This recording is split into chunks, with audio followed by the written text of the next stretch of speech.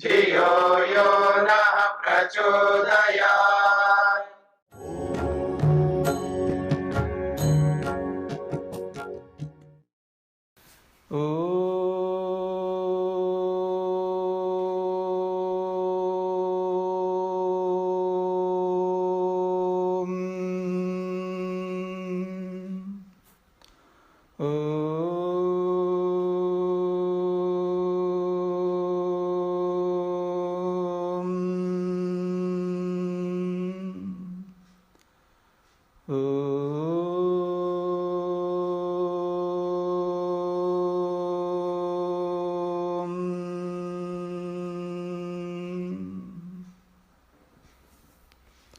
छांदोग्य उपनिषद प्रथम प्रपाठक 10वां खंड प्रारंभ हो रहा है।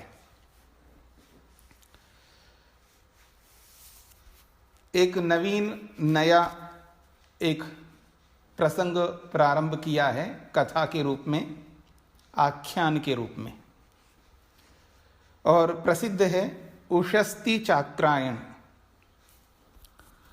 उशस्ति चाक्रायण उनका नाम है। चक्र के पुत्र को चाक्रायन कहते हैं, और चक्र बहुत प्रसिद्ध है। चक्र कहते हैं सुख और दुख को। सुख और दुख जो है संसार में लगातार आते रहते हैं, कभी सुख कभी दुख, सुख के बाद दुख, दुख के बाद सुख, ये निरंतर एक क्रम से आ रहे हैं हमारे जीवन में।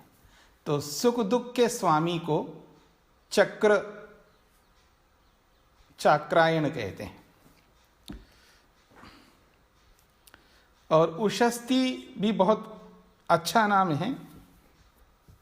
उशस्ति उसको कहते हैं जो प्रातःकाल सायंकाल के स्वामी होता है। प्रातः सायं के स्वामी को उशस्ति कहते हैं। उषः काले बुध्यति, अस्त काले बुध्यति।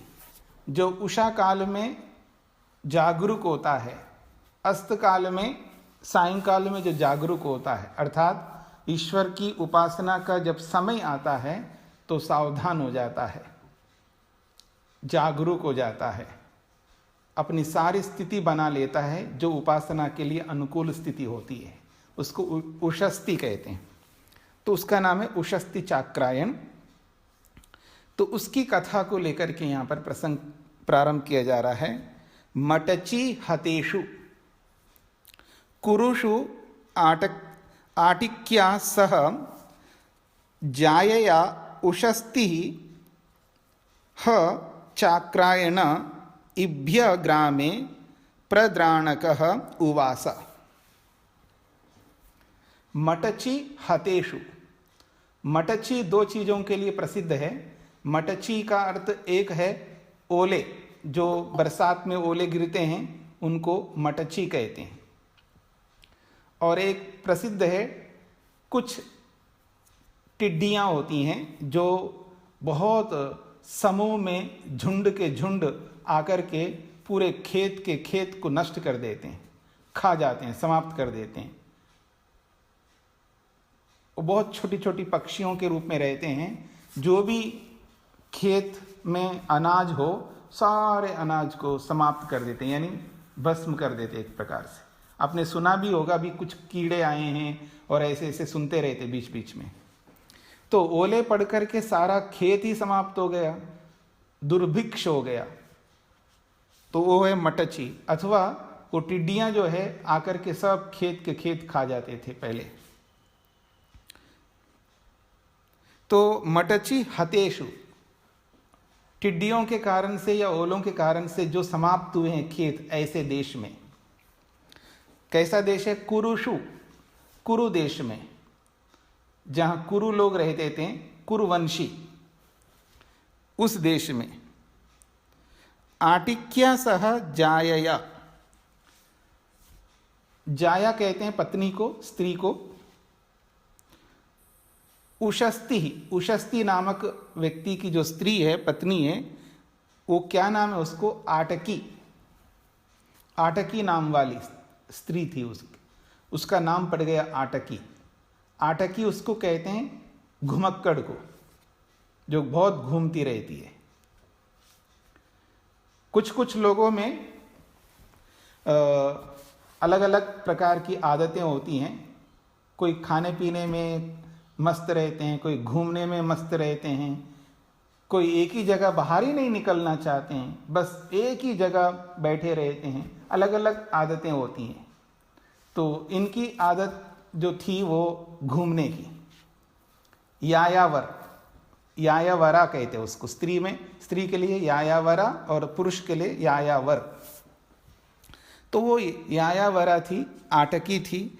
तो उसकी जो पत्नी थी उसको साथ में लिए हुए चाक्रायण, चाक्रायन जो है चक्र के पुत्र, इभ्य ग्रामे, इभ्य कहते हैं धनाढ्य, इभ्य कहते हैं धन वाला, और धनाढ्यों का जो गांव है उसको इभ्य ग्राम कहेंगे। इभ्य शब्द का अर्थ तो धनाढ्य ये भी होता है, और एक इभ्य शब्द बहुत प्रसिद्ध है हाथी के लिए।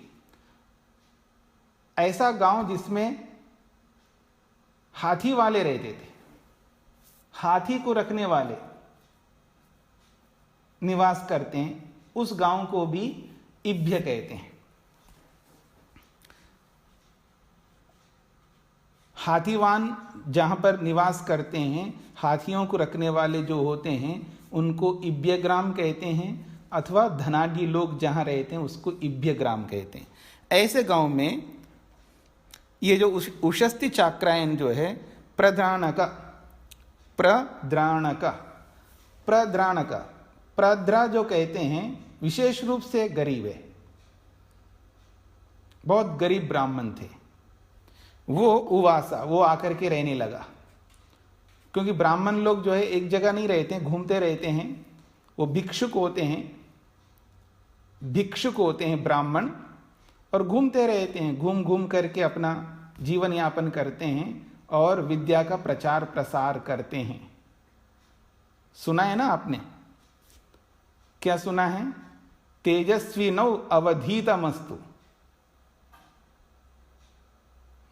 तेजस्वी नौ अधीतमस्तु, ये है, अवधीतम नहीं, तेजस्वी नौ अधीतमस्तु। जो हमारा जो पढ़ा हुआ है, जो भी हमने ज्ञान विज्ञान प्राप्त किया, वो तेजस्वी हो, वो सब जगह प्रकाशित हो। कैसे होंगे? सब जगह जाना पड़ेगा, या सब जगह जो भी आज तो साधन है एक ही जगह बैठ करके प्रसारित कर सकते हैं, उस समय जा करके प्रसारित करते थे।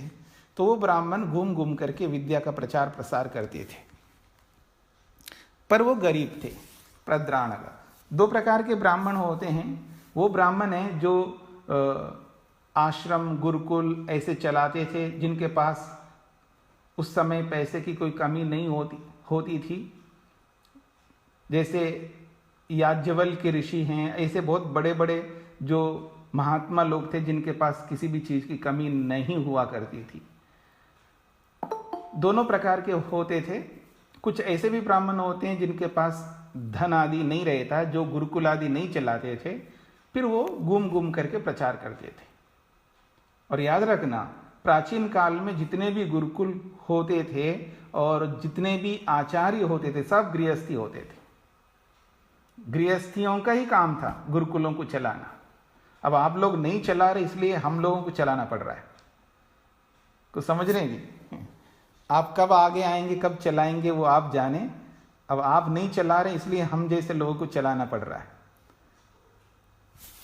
तो ये जो उशस्ती चाक्रायन नामक व्यक्ति अपनी पत्नी के साथ में उस इभ्य ग्राम में आकर के निवास करने लगे, और उस गांव में संयोगवश ये जो मटची हतेशु जो बोला है, मटची, ये जो ओले पड़ करके अथवा टिड्डियों के कारण से दुर्भिक्ष हो गया, यानी अनाज समाप्त हो गया, खाना पीना मुश्किल हो गया। जब घरों में अनाज ही नहीं है तो भिक्षुओं को वो कैसे भिक्षा दे? खुद के खाने के लिए नहीं है और वो दूसरों को क्या दे पाएंगे? आपने भी कभी देखा हो ऐसा दुर्भिक्ष आया हो? मेरे सामने तो कभी आया नहीं है। आप लोगों के सामने कभी आया हो तो आप बता सकते। बहुत मुश्किल होता है कि पूरे गांव के गांव कहीं अनाज ही नहीं हो और खाने में बड़ी मुश्किल हो और पता नहीं कैसे हो। तो कभी मुरारजी देसाई के समय या क्या नाम है उनका, जय जवान जय किसान जो प्रधानमंत्री हुए ना, लाल बहादुर शास्त्री, हाँ लाल बहादुर शास्त्री, उनके समय में कमी आई थी। उन्होंने एक समय खाना ना खाने का संकल्प लिया था, उनको देख करके पूरा देश ने एक समय खाना बंद कर दिया था। ऐसी स्थितियां तो आई हैं, लेकिन ये जो बताया बिल्कुल दुर्भिक्ष हो गया कि अनाज ही अनाज नहीं है, ऐसी भी स्थिति पहले हुआ करती थी। तो ऐसी परिस्थिति में वो ब्राह्मण जो है उस गांव में आकर के बसने लगे। अब खाने पीने के लिए कुछ प्राप्त नहीं हो रहा है। सह ह एभ्यम सह ह इभ्यम कुलमाशान खादंतम बिभिक्षे। दूसरे श्लोक को पढ़ रहा हूं। सह ह इभ्यम कुलमाशान खादंतम बिभिक्षे तम ह उवाच न इतः अन्ये विद्यन्ते यत् च ये मे इमे उपनिहिताः इति। बहुत अच्छी बात कही उसने। सह वह जो उषस्ति चाक्रायन है, ह निश्चित रूप से, इभ्यम वो धनवान व्यक्ति से या उस हाथीवान से, कुलमाशान खादंतम वो कैसा व्यक्ति है, हाथीवान या धनवान, कुलमाशान खादंतम। कुलमाश कहते हैं जंगली उड़द, माश का अर्थ होता है उड़द, जो सब आप जानते हैं घरों में उड़द दाल या उड़द साबुत उड़द या उड़द का दाल बनाते हैं, आप लोग दाल के रूप में बनाते हैं। और साउथ में तो बहुत प्रयोग किया जाता है, इडली डोसा आदि जो भी बनाते हैं उसमें बहुत प्रयोग में आता है उड़द। और कुलमाश कहते हैं जो जंगली उड़द, जो जंगल में पैदा होते हैं। जंगली उड़द होता है, जंगली मूंग होता है, जंगली अनाज बहुत होते हैं। जंगल में होने वाले अनाज को जंगली अनाज कहते हैं। मतलब जंगली का मतलब ये मत समझना कि निकृष्ट है, ये नहीं कहना चाह रहे। मतलब जंगल में होने वाले अनाज को जंगली अनाज कहते हैं। दो प्रकार का होता है, एक ग्राम्य और एक जांगलीय। जांगलीय और ग्राम्य दो प्रकार का अनाज होते हैं। जंगल में होने वाले अनाज को जांगलीय कहते हैं और ग्राम्य होने वाले अनाज को ग्राम्य कहते हैं। ग्राम्य अनाज और जांगलीय अनाज, और हिंदी में मैं जंगली अनाज बोल रहा हूं। तो जंगल में होने वाले उस उड़द को वो खा रहा था। अब कुछ अनाज तो है ही नहीं है, गांव में होने वाला सब समाप्त हो गया। तो जंगल में जो भी उसको मिला होगा, और धनाढ़ी लोग जो है कुछ सेव करके रखते ही हैं उनके पास। जैसा भी ये जो चला है कोरोना का, जो बिल्कुल साधारण लोग हैं जो रोज रोटी के लिए प्रतिदिन कमाते हैं और प्रतिदिन खरीद के खाने वाले, उनके लिए तो बहुत मुश्किल होता है खाना पीना। और हम जैसे लोगों के लिए कोई मुश्किल ही नहीं है, हम बिल्कुल स्टॉक इकट्ठा ला करके रखते हैं।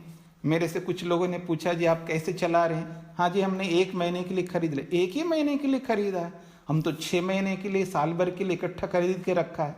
अरे आप तो 4-5 रहने वाले लोग हैं, आप लोग घर पे 4-5 लोगों के लिए तो 1 साल के लिए खरीद लो, अब 2 साल के लिए खरीद लो। हम तो 100 लोगों के लिए कैसे खरीद पाएंगे इतना? तो अंतर होता है ना।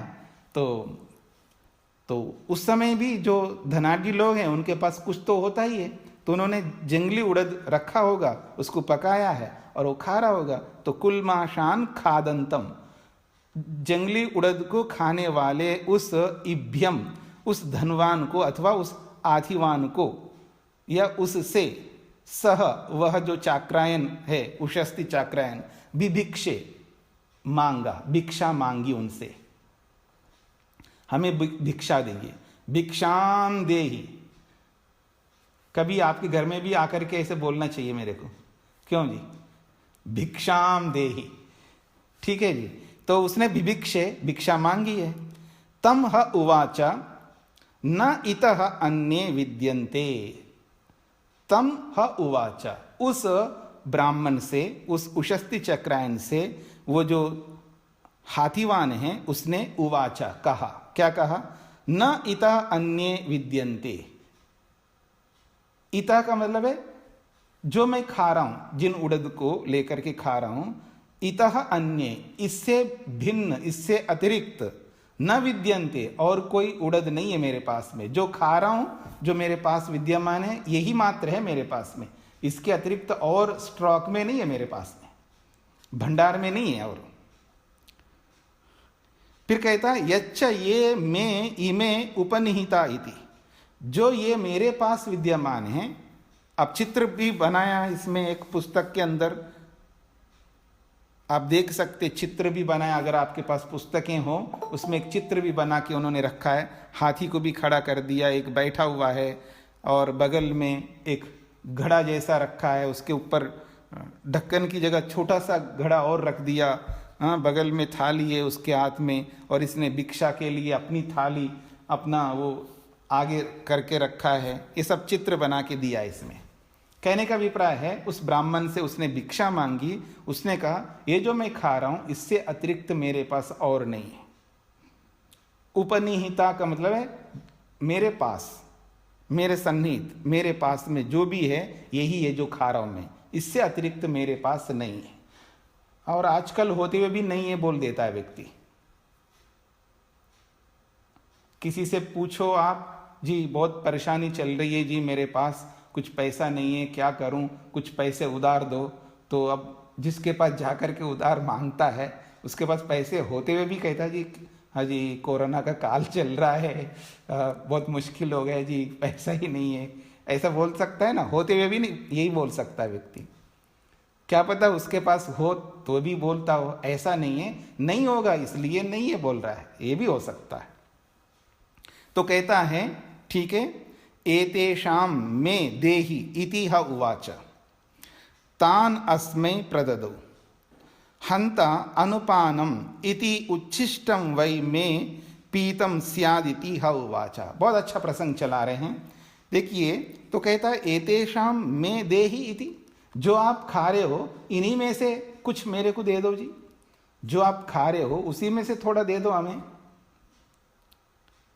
तान अस्मै प्रददौ, तो वो जो खा रहा था उसी में से थोड़ा निकाल करके उसने उस ब्राह्मण को प्रददौ दे दिया।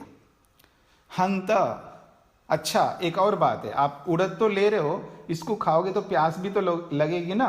तो एक काम करो, अनुपानम, मेरे पास अनुपान भी। अनुपान का मतलब है उड़द खाने के बाद में जो पीने योग्य है, वो क्या है? पानी है। केवल उड़द खा रहा है आदमी, जैसे होता है ना, जैसे उबले हुए चना खा रहा हो कोई आदमी, तो कोई ऐसा कुछ खा रहा हो तो उसके बीच में प्यास भी लगेगी, अथवा मुंह सूखेगा, गला पकड़ेगा, तो बीच बीच में पानी भी पिएगा व्यक्ति। तो उसने कहा पानी भी है मेरे पास, ये भी ले लो। अनुपानम, अनुपानम का मतलब है उसके पश्चात पीने योग्य, ये भी ले लो। ऐसा जब बोलता है तो उच्छिष्टम वै में पीतम स्यात्, ब्राह्मण ने कहा नहीं पानी तो नहीं लूंगा, अगर पानी लूंगा तो ऐसा लगेगा जैसे कि मैं आपका झूठा ले रहा हूं। इति ह उवाच, ऐसा उस ब्राह्मण ने बोला है। अजीब बात है, मतलब झूठे उड़द को तो ले रहा है, वो झूठा नहीं लग रहा है उसको, और पानी को नहीं ले रहा है। तो कहा जा रहा है न स्विद एते अभी उच्छिष्टा इति, कहते हैं न स्विद एते अपि उच्छिष्टा इति न व अजीविष्यम ईमान आखादन इति उवाच कामः मे उदपानम इति। वो कहते हैं न स्विद एते अपि उच्छिष्टा इति।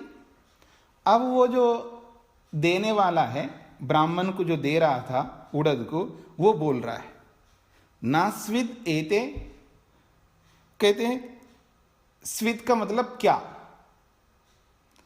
और ना का मतलब नहीं।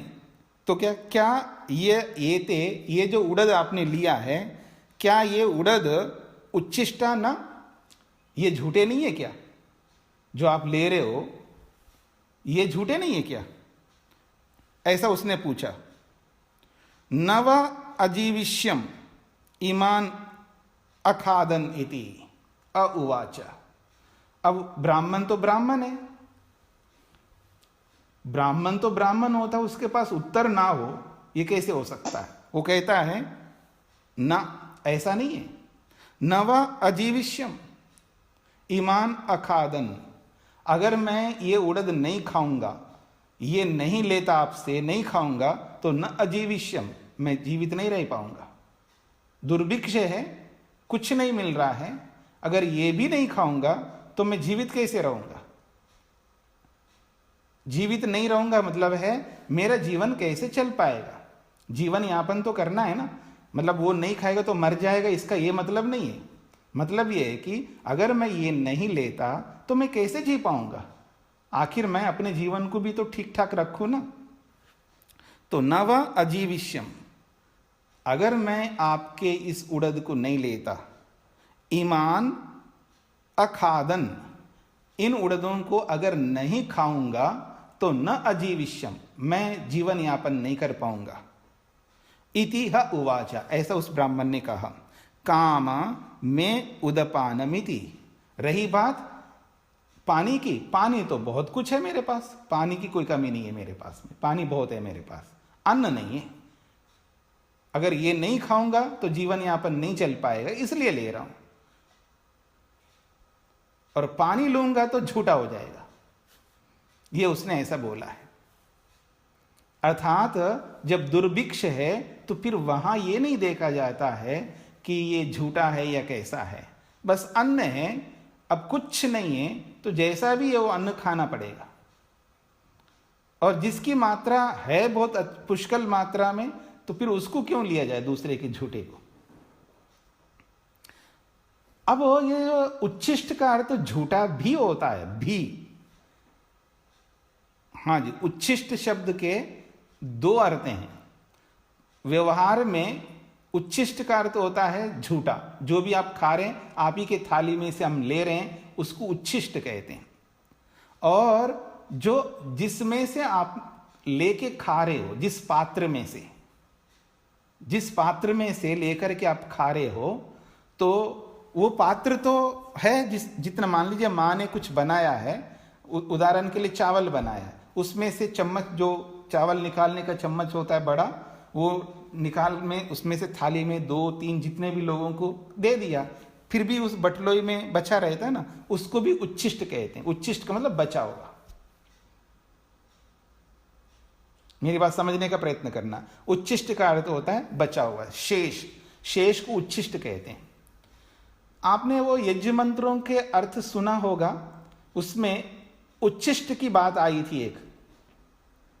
एक सूक्त भी है जिसका नाम है उच्छिष्ट सूक्त, और उच्छिष्ट शब्द बहुत महत्वपूर्ण है। परमात्मा का एक नाम है उच्छिष्ट। हाँ जी, बचा हुआ, शेष। हाँ, परमात्मा को भी उच्छिष्ट कहते हैं। तो कहने का अभिप्राय है, ये जो उच्छिष्ट है ये वो है, वो अपनी थाली में लेके खा रहा है, कुछ बचा हुआ है, बगल में रखा हुआ है बटलोई में, वो मांग रहा था वो। अगर कोई कहे नहीं, उच्छिष्ट का ये भी अर्थ लो, जो थाली में उतना ही है बस उसमें से मांग रहा है, तो भी कोई आपत्ति नहीं है। दोनों अर्थ ले सकते हो आप, जो आपको अच्छा लगे वो ले लो, कोई दिक्कत नहीं, दोनों हो सकते हैं। ये भी अर्थ हो सकता है, वो भी अर्थ हो सकता है। बिल्कुल झूठा है तो भी कोई आपत्ति नहीं है, तो आपत्ति काल में झूठा भी खा सकते हो, उसमें कोई आपत्ति नहीं है। कुछ नहीं है, मरने को हो रहा आदमी, उसके बिना जीवन ही नहीं चल सकता है, फिर वहां झूठा क्या देखना है? जो अन्न मिल रहा है वो खा लो बस। उस परिस्थिति को ध्यान में रखते हुए, आपत्ति काल को ध्यान में रखते हुए ये बात दिखाया जा रहा है यहां पर। तो पानी की बात तो ये है कि पानी बहुत है, इसलिए मैं आपके पानी नहीं लूंगा, मेरे पास पानी है, ऐसा उसने बोल दिया। अब आगे बढ़ते हैं। सह खादित्वा अतिशेषान् जायाया आजहार साग्रे एव सुभिक्षाः बभूव तान प्रतिगृह्य निदधौ। देखिएगा, अब क्या देखूं मैं, आपको भी अगर वानप्रस्थी दिला करके फिर आपको भी भिक्षा मांगने के लिए भेजूं तब तो बात बने। क्योंकि प्राचीन काल में परंपरा यही है, पुरुष भी भिक्षा मांगता और स्त्री भी भिक्षा मांगती। हाँ, दोनों भिक्षा के लिए जाते हैं, याद रखना। केवल पुरुष ही भिक्षा मांग करके ला तो ऐसा नहीं है, माताएं भी भिक्षा, वो भी ब्राह्मण ही है तो वो भी मांगेंगी। हाँ, वानप्रस्थ लेने का मतलब समझ लेना, आप घबराना नहीं, भिक्षा जरूर मंगवाएंगे आपसे। भिक्षुक बनना बहुत अच्छी बात है, याद रखना। भिखारी की बात नहीं बोली जा रही है, वो मैं कई बार बोल चुका हूं। भिखारी अयोग्य व्यक्ति को भिखारी कहते हैं और योग्य व्यक्ति को भिक्षुक कहते हैं, और भिक्षुक बनना गर्व की बात है, याद रखना। तो कहने का मतलब है सह ह खादित्वा, वो जो ब्राह्मण है, खादित्वा जो उसको मिला है उसमें से कुछ खा लिया उसने।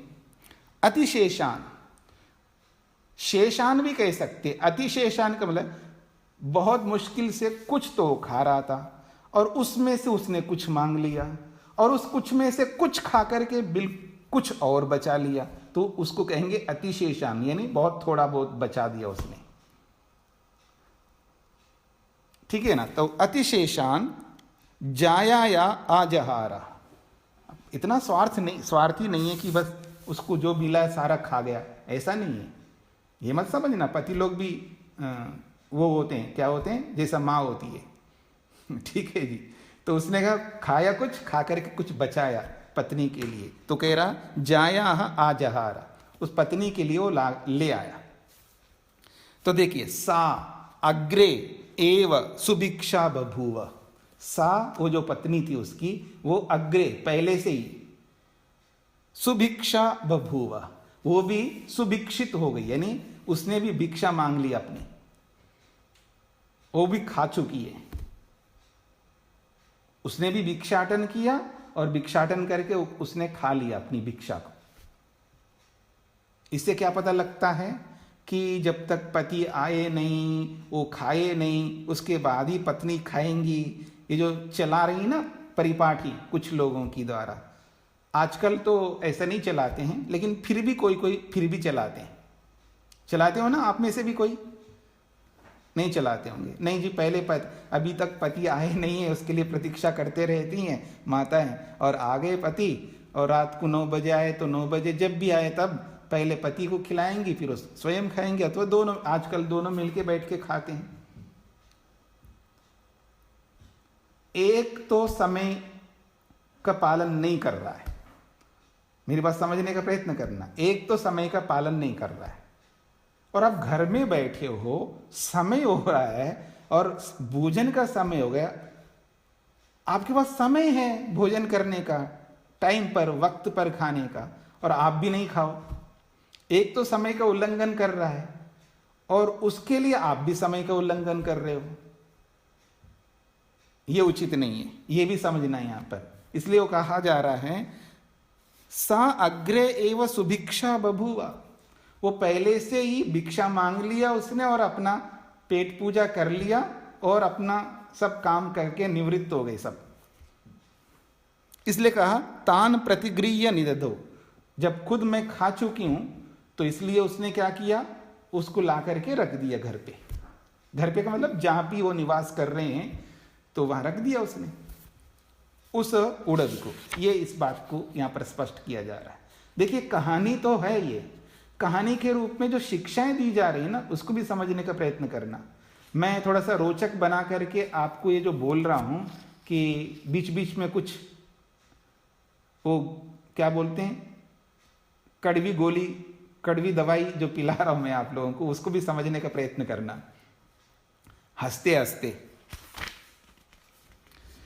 तो कहने का अभिप्राय है सह प्रातः संजिहानः उवाच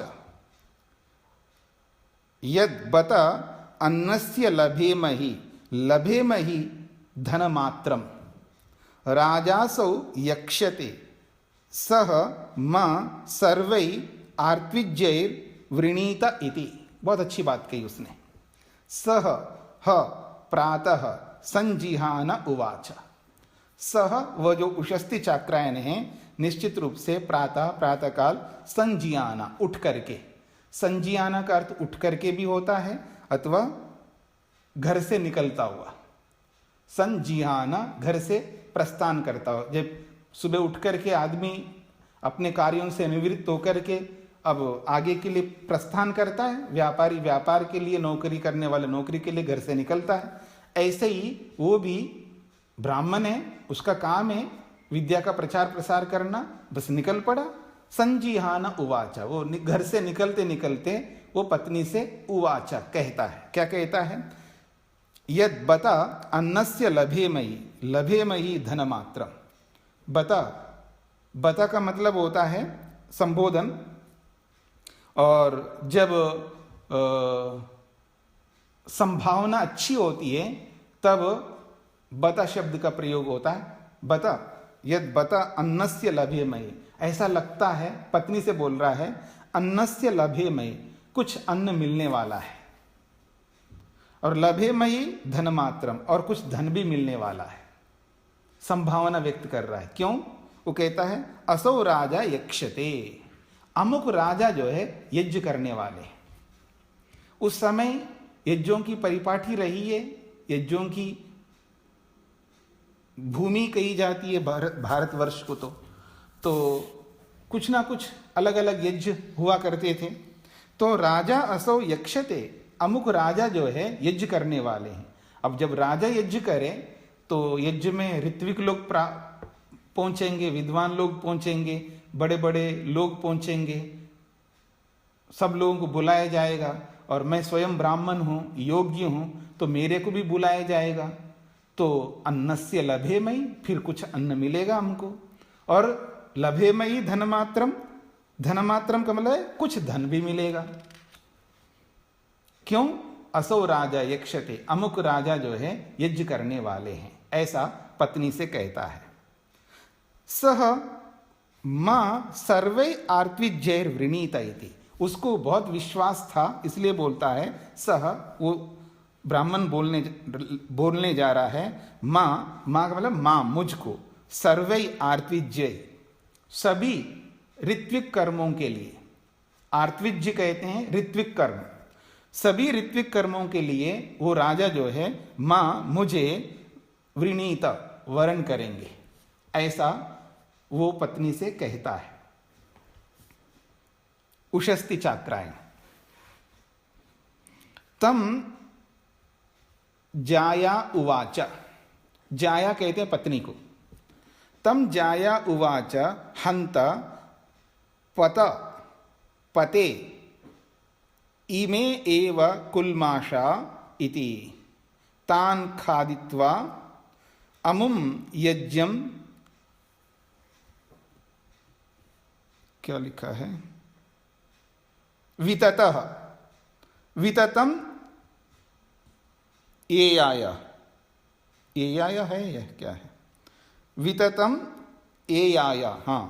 तो कहते तम जाया उवाच हंता पते इमे एव कुल्माषा इति तान खादित्वा अमुम यज्ञम विततम एयाय। तो कहते हैं तम जाया उवाच, उस ब्राह्मण से पत्नी ने कहा, हंता, अरे पते, पते, पति को संबोधन किया पते, हे पतिदेव, इमे एव कुल्माषा इति, बस जो आप लाए यही कुल्माश, यही उड़द बचे हुए हैं, इसी को खा लो। अब घर से निकल रहा है तो कुछ खा करके निकलेगा, वो पता नहीं फिर कब आएगा। तो कहा इमे एव कुल्माषा इति, यही हमारे पास बचे हुए हैं जो आप लाए थे कल रात को। तो उसके सामने रख दिया। तो तान खादित्वा, उनको खा करके अमुम यज्ञम विततम एयाय, अमुम विततम यज्ञम एयाया, उस विस्तृत यज्ञ के लिए उसने प्रस्थान किया। बहुत बड़ा यज्ञ करने जा रहे थे, उस बड़े यज्ञ के लिए वो घर से निकल पड़ा।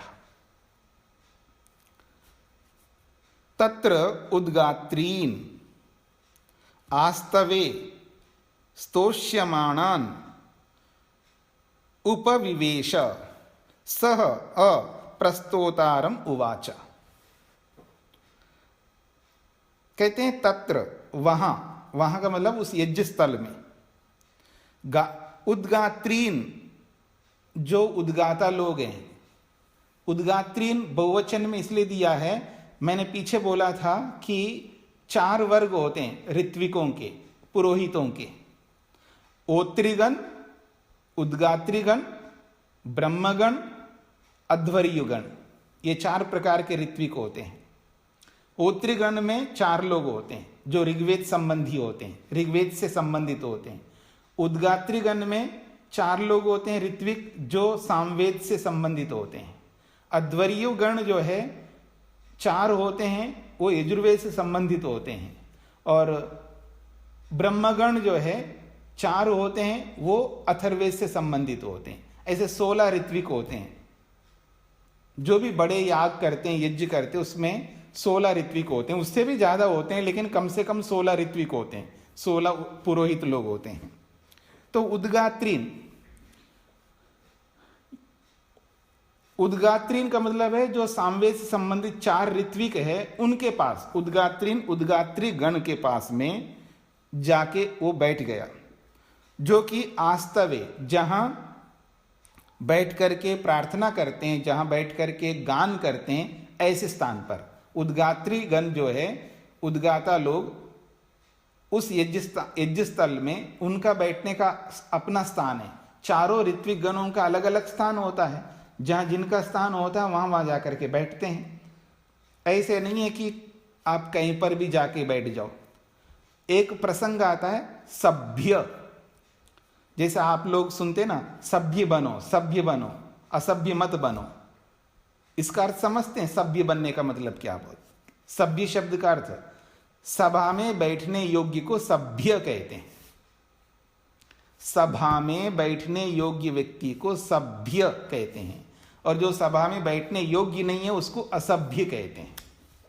तो किसी भी सभा में जाते हैं तो वहां बैठने योग्य होना चाहिए हम लोगों को, जहां चाहे वहां नहीं बैठ सकते। इसलिए सभा में बैठने योग्य होना चाहिए हमें, मतलब हमारी ऐसी योग्यता हो कि हम उस सभा में प्रवेश करें तो ऐसे जगह जाकर के बैठें जहां से हमें कोई उठाए नहीं। जिसका जो स्थान है उस स्थान को ग्रहण करना चाहिए। आप देखेंगे कुछ लोग ऐसे होते हैं, जाकर के कहीं भी बैठ जाते हैं, उनको उठाते रहते हैं। वहां से उठाए तो दूसरी जगह, ऐसी जगह बैठ जाते, फिर वहां से उठाते हैं, फिर वहां से बस उठाते रहते हैं, फिर वो बैठते रहते हैं। उनको ये समझ में नहीं आता कि बैठे कहां। इसलिए सभ्य बनना पड़ता है व्यक्ति को। तो उद्गात्रीगण जहां बैठते हैं, जिस सभा में, उस स्थान पर जाकर के ये बैठ गया। इसका मतलब है ये सामवेदी ब्राह्मण था, उद्गात्री गणों के पास में, उद्गात्री गण के पास जाकर के बैठा है, ऐसा समझ सकते हैं आप।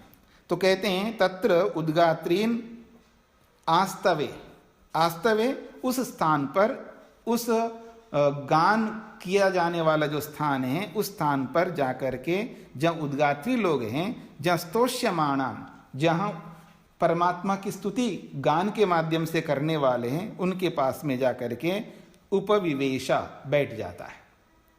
सह ह प्रस्तोतारम उवाच, वह जो उशस्ती नामक ब्राह्मण है वो प्रस्तोता से बोलने लगा। प्रस्तोता उसको कहते हैं, 4 ऋत्विक होते हैं सामवेद से संबंधित ओत्रिगण में, और चारों के अपने नाम होते हैं। एक होता है प्रस्तोता, एक होता है उद्गाता, और एक होता है प्रतिहर्ता, एक होता है सुब्रमण्यम। ऐसे 4 लोग होते हैं। जो सामवेदी ब्राह्मण हैं, या ये कहिएगा उद्गात्रीगण, उद्गाता जो लोग होते हैं वो 4 होते हैं, और चारों के अपने अपने नाम होते हैं। एक का नाम होता है प्रस्तोता, वो प्रस्तुत करता है यानी प्रारंभ करता है, गान को प्रारंभ करने वाला होता है। एक होता है उद्गाता, जो बीच में कुछ ऐसे प्रसंग आते हैं उस गान के बीच में, उसको गाने वाला होता है उद्गाता। प्रतिहर्ता वो होता है जो समापन करने वाला होता है। और सुब्रमण्यम वो होता है जो आह्वान करने वाला होता है, देवता का आह्वान करता है वो। ऐसे 4 प्रकार के ऋत्विक है उद्गात्रीगण में। तो उन लोगों के बीच में एक प्रस्तोता भी है जो प्रस्थान करने वाला होता है अथवा जो प्रारंभ करने वाला होता है। उस प्रस्तोता से, गान को प्रारंभ करने वाले ऋत्विक से कहने लगा चाक्रायन। क्या कहता है देखिएगा, प्रस्तोतः या देवता प्रस्तावम अन्वायत्ता ताम चेत अविद्वान प्रस्तोष्यसि मूर्धाते विपतिष्यति इति। बड़ी अच्छी बात कही है। वो कहते हैं प्रस्तोतः, हे प्रस्तोता, संबोधन है प्रस्तोता, हे प्रस्तोतः याम देवता, नहीं या देवता प्रस्तावम अन्वायत्ता, जिस देवता को लेकर के प्रस्तावन किया जाता है, प्रारंभ किया जाता है, जिस देवता को उद्देश्य बना करके प्रस्तोता के द्वारा उस देवता का वर्णन किया जाता है, ताम चेत अविद्वान प्रस्तोष्यति, उस देवता को जाने बिना, जिस देवता को लेकर के प्रस्तोता सामगान का प्रारंभ करता है, उस देवता को जाने बिना यदि वो प्रस्तोता वो गान करे तो मूर्धा ते विपतिष्यति, उसकी मूर्धा जो है, उसका सिर जो है झुक जाएगा। ऐसा उसने बोला है उशस्ति चाक्रायन ने। किनसे बोला? प्रस्तोता से। यदि प्रस्तोता व्यक्ति, सामगान को प्रारंभ करने वाला जो व्यक्ति सामगान को प्रारंभ करता है, और प्रारंभ क्यों करता है? देवता को उद्देश्य बना करके वो प्रारंभ करता है गान। अब उस देवता को जाने बिना केवल गान मात्र कर ले, उसकी चर्चा हो रही है। देवता को जाने बिना का मतलब है 2 प्रकार के लोग होते हैं विद्वान। एक वो होते हैं बोलते हैं, क्या बोल रहे हैं उनको कुछ नहीं पता होता है। जैसे आप हवन कर रहे हैं, ओम कोई मंत्र मान लो, अग्निर्ज्योतिर्ज्योतिरग्नि स्वाहा बोल रहे हैं, या भूरग्नि स्वाहा, जो भी मंत्र बोल रहे हैं आप, उस मंत्र का क्या अर्थ है, उसका क्या देवता है, वो क्यों बोला जा रहा है, वो कुछ नहीं पता है आपको, बस मंत्र बोल रहे हैं आप। एक तो ऐसा होता है, उस अर्थ को जाने बिना, उस मंत्र के देवता को जाने बिना मंत्र बोलते जा रहे हो और रोज बोल रहे हो। और एक वो व्यक्ति होता है, उस देवता को जानता है, उस मंत्र के देवता को जानता है, उसके अर्थ को जानता है, वो मंत्र क्या कहना चाहते हैं सब जानता है, अर्थ को जानता है। एक व्यक्ति अर्थ को जानने वाला है, एक बिना अर्थ को जानने वाला है। तो यहां ये बात कही जा रही है, जो बिना अर्थ को जाने, जो प्रस्तोता जिस गान को प्रारंभ कर रहा है, वो उस अर्थ को जाने बिना और उस मंत्र के देवता को जाने बिना यदि उस गान को करेगा तो उसको सिर झुकाना पड़ेगा। किसके सामने? उसके सामने जो उसके अर्थ को जानने वाला होता है। मेरी बात समझने का प्रयत्न करिएगा। इस बात को ऐसे समझ सकते हैं, आपके सामने सुयोग्य लोग खड़े हैं। सुयोग्य का मतलब आप जानते हैं, जिनके पास योग्यता है वो लोग आपके सामने खड़े, और एक कम योग्यता वाले को बिठा रहे हो आप उस कुर्सी पर, और वो जो बैठेगा उस कुर्सी पर, उसको पता लग रहा है मेरे सामने मेरे से अधिक योग्य वाले खड़े हैं, और उसको देखते हुए मैं बैठ रहा हूं, तो वो अपना सिर नीचे ही करेगा ना उनके सामने। तो यही बात कही जा रही है कि उशस्ति चाक्रायन उस प्रस्तोता से कहता है, जिस देवता को लेकर के गान किया जाएगा, उस देवता को जाने बिना अगर तुम उस गान को करोगे तो तेरा गर्दन झुक जाएगा। अब बोलो, करोगे या नहीं? ऐसा उसने उसको बोला है। इसका यह अभिप्राय है। फिर एवं एव उद्गातारम उवाच उद्गातः या देवता उद्गीतम अन्वायत्ता ताम चेत अविद्वान उद्गायति मूर्धा ते विपतिष्यति इति। ठीक इसी प्रकार से एवं इसी प्रकार से उद्गातम उद्गातारम उद्गाता से भी बोला उसने। क्या बोला? हे उद्गाता, या देवता उद्गीतम अन्वायत्ता, जिस देवता को लेकर के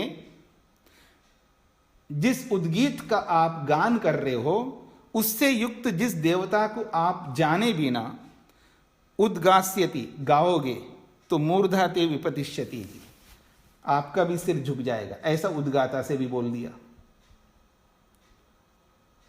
उद्गाता जो है बीच में उसका काम आता है। प्रारंभ करने वाला अलग होता है, समापन करने वाला अलग होता है।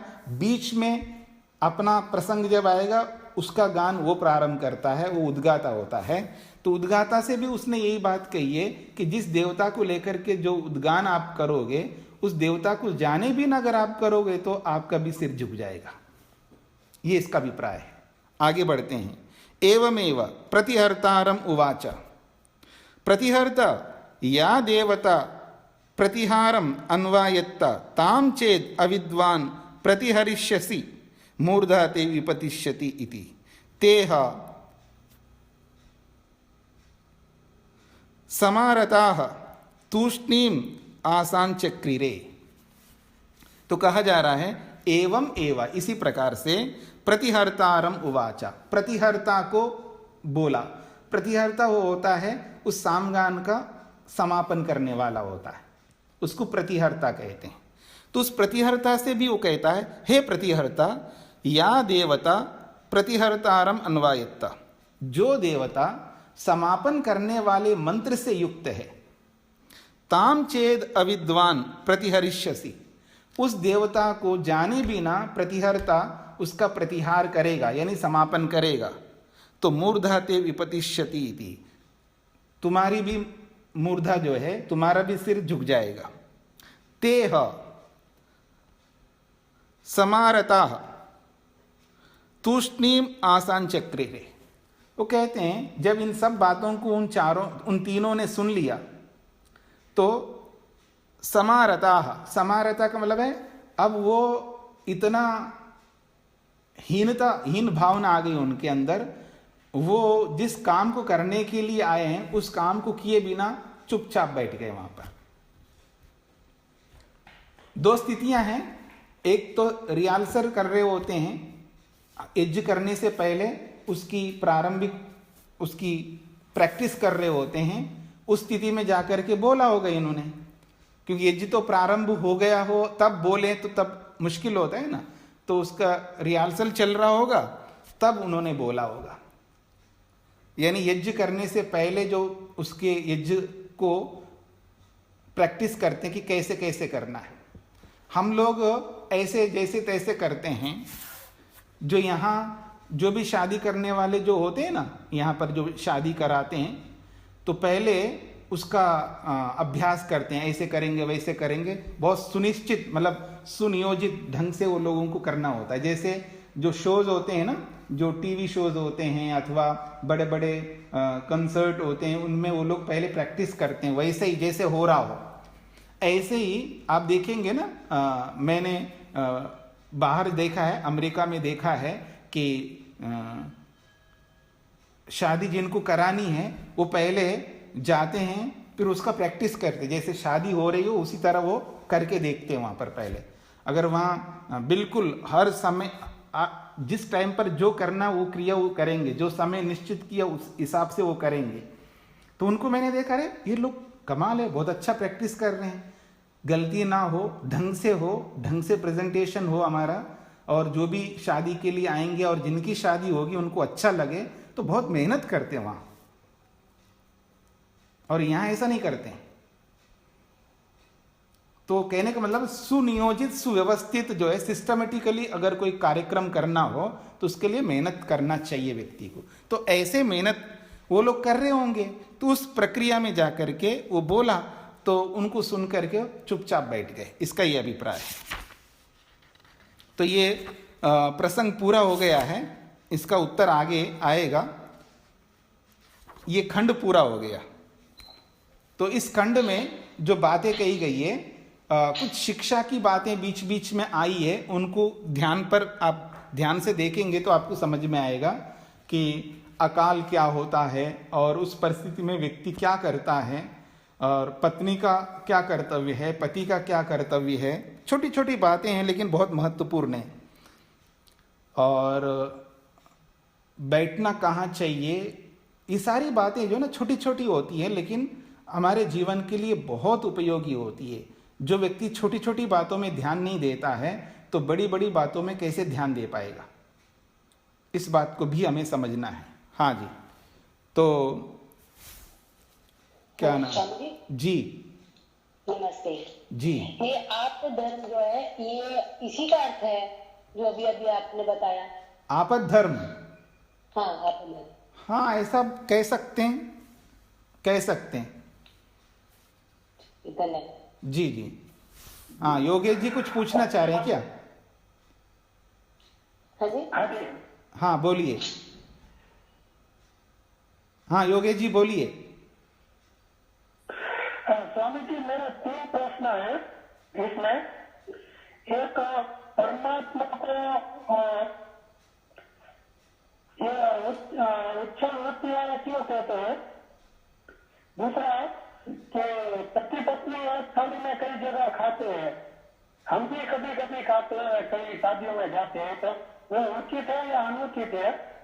और तीसरा, महाभारत में ब्राह्मण और ब्राह्मणी का दृष्टांत आता है जो खेत में फसल हो जाने के बाद जो बीज चोटते अपना जीवन निर्वाह करते हैं, उसको भी उच्चल वृत्ति कहते हैं।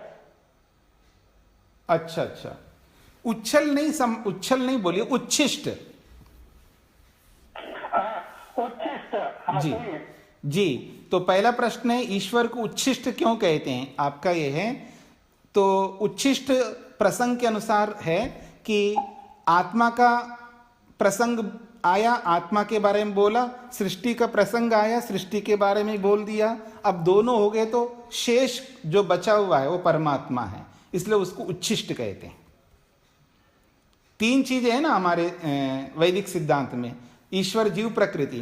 तो एक प्रसंग है जो जीवात्मा का है, तो जीवात्मा के बारे में बोला है। दूसरा प्रसंग है सृष्टि है, प्रकृति है, उसके बारे में बोल दिया। अब दोनों बातें हो गई है, अब बचा कौन? परमात्मा। तो जो बचा हुआ है, जो शेष है, उसको उच्छिष्ट कहते हैं, इसलिए परमात्मा का नाम उच्छिष्ट भी है। और दूसरा प्रश्न आपका ये है कि शादी में जाते हैं अथवा घर में भी पति पत्नी एक ही थाली में खाते हैं, तो वो खाना चाहिए नहीं खाना चाहिए?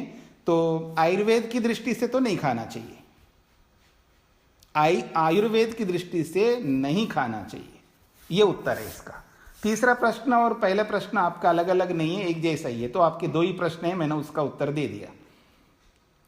धन्यवाद स्वामी जी। जी हाँ जी। हाँ एक प्रश्न, हाँ बोलिएगा।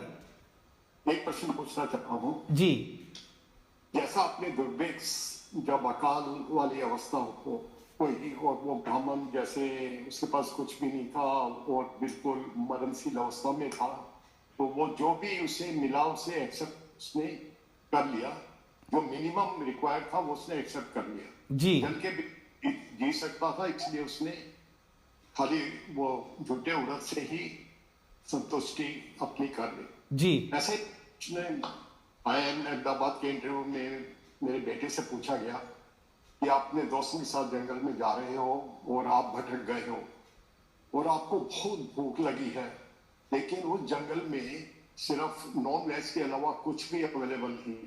आपके पास 2 ऑप्शन है, या तो आप अपने प्राण त्याग दो या जो कुछ मिल रहा है उसको आप कर दो।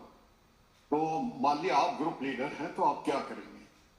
तो उसने ये सोचा मुझे अपने ग्रुप की जान बचानी है, तो मैं वेज की डिस्गाइज में नॉन वेज उनको खिला दूंगा कि अब ये आप खा लीजिए। मतलब उसका जान बचाने का ज्यादा उद्देश्य था, लेकिन मतलब वास्तव में तो उसे सब कुछ उनके सामने रख देना चाहिए था कि ये वेज मिल नहीं रहा है, अगर आप जान बचाना चाहते हो तो ये कर लीजिए।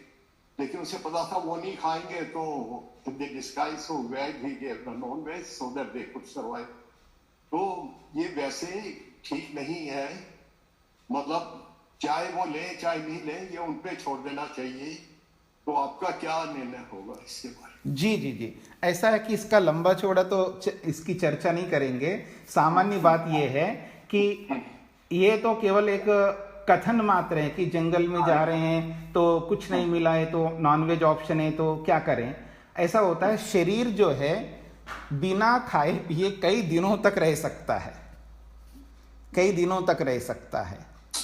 तो ऐसी परिस्थिति में बिल्कुल नहीं खाना चाहिए नॉनवेज जो भी है। हाँ, वो कई दिनों हो गए हैं और मरने की स्थिति आ गई है, उस स्थिति में अगर जंगल तो जंगल होता है, वहाँ बहुत कुछ मिल सकता है, जंगली अनाज मिल सकता है, कंद मूल फल कुछ ना कुछ मिलेगा। कुछ नहीं मिले तो ये जो महाराजा महाराणा प्रताप थे ना, वो ये कौन सा ये राजस्थान के जंगलों में, वहाँ ऐसे जंगल नहीं जैसे साउथ में जंगल होते हैं, ऐसे तो पत्तियां खा करके घास खा करके उन्होंने जीवन बिताया। तो ये सब जो है ऐसा कर सकता है व्यक्ति, ऐसी कभी मुसीबत नहीं आएगी कि हमको नॉनवेज करना पड़ेगा। ठीक है जी, ऐसी कोई परिस्थिति नहीं है। जी हाँ,